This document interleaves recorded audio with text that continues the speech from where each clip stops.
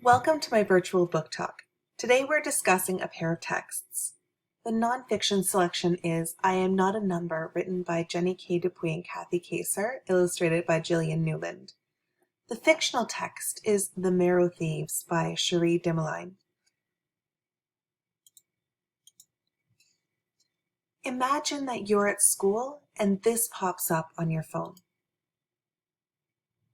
We have to send you away. It's the law. You're going to a new school. I'm sorry. What's going on? Call me. I'm sorry, we can't speak anymore. I don't understand. Remember who you are. Remember where you came from. How would you feel? What would you do, and what could you do? You may wonder, where will I go? What did I do wrong? Why is this happening? When will I see my home again? Even worse, imagine that you're only 8 years old when this happens. Keep this in mind when we explore the children's book, I Am Not a Number.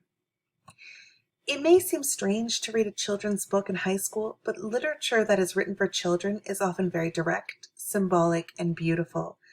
This is a work of non-fiction based on the life of the co-author's grandmother and is an excellent companion text for The Marrow Thieves. I Am Not a Number is the story of 8-year-old Irene, who is taken away from her family, community, and everything she knows to a residential school. Her parents have no choice. They must comply with the government or go to jail. I'm here for the children, the shadowy giant said, pointing a long finger at me. You, how old? I shrank behind my mother. Here for the children. 8. The whisper floated from my mouth. The Indian agent marched into our house and approached my father. You knew I would come, Ernest, he said. The children are going with me to the residential school. They are wards of the government now. They belong to us. With an elbow partner, discuss one of the following prompts. When was the first time you realized that the adults in your life couldn't protect you from everything? How does the line, they belong to us, make you feel, and why? What do you think the parents might be feeling? What would you do in this situation? Even without reading the text, it's easy to tell what's going on in this scene. The parents' body language, the colors, the small faces peeking out of the bus, they all tell a story. This is one of the benefits of looking at texts that were written with a younger audience in mind, but can be looked at more deeply by an older audience. Based on your research about residential schools, what do you think is happening in each illustration? Take a moment to look at each picture and think about what is happening to Irene. Now that we have reviewed the nonfiction text, we will move to our fiction selection, The Marrow Thieves.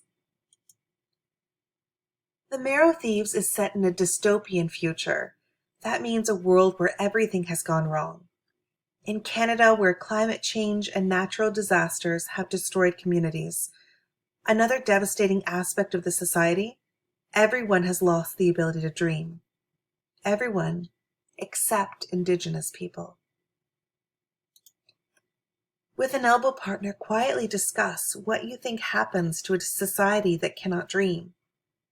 Why are dreams important?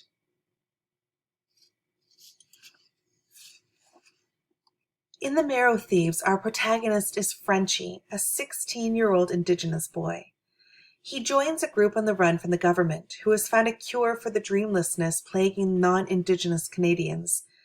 The secret to dreams lies in the very bones of the Indigenous people, within their marrow.